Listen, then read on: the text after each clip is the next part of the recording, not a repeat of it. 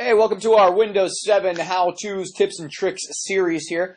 This one is a little more advanced, and I must warn you before you continue, take no responsibility for how you screw up your computer when you follow these instructions, because sometimes things can go awry when you are changing the size of a partition on your computer. So be prepared for that. Make sure that all of your files are backed up and you have everything squared away before trying to adjust the partition on your PC.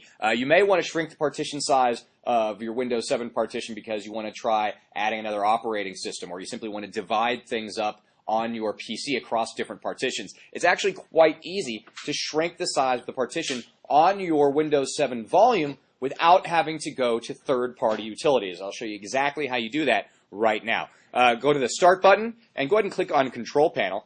And then in that Search Control Panel box up there in the upper right, you're going to type in the word Partition. And it's going to leave you with one option. And that option is to create and format hard disk partitions under Administrative Tools. So go ahead and click that. Now, this is going to bring up the disk management software that is built in to Windows 7. Now, up here, you see the various volumes that are available to you and the partitions located down here.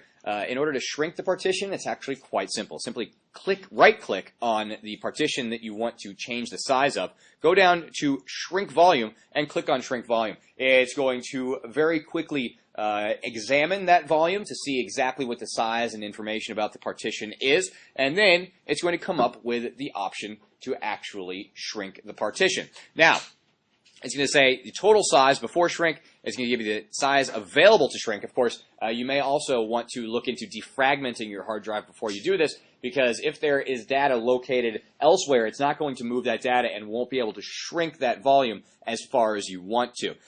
You enter the amount that you want to shrink, so we're going to go ahead and do the maximum.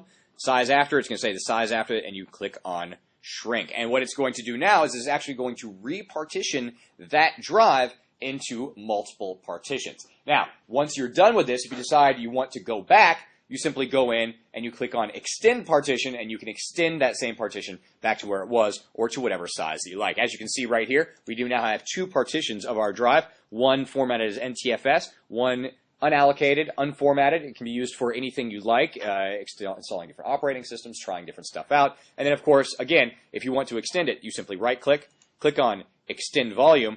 It will bring up the Extend Volume wizard. You can see what you want to extend it to right here. Put in the total volume size in megabytes, the maximum available space in megabytes, and the amount of space you want to fill. Once you do that, go ahead and click on Next. It will actually reallocate that space however you see fit. So you can actually shrink and extend the size of your Windows 7 partitions without actually having to invest in extra software. All that functionality is built right into the disk management utility in Windows 7. So that's how you shrink a volume in Windows 7 without using any extra third-party utilities.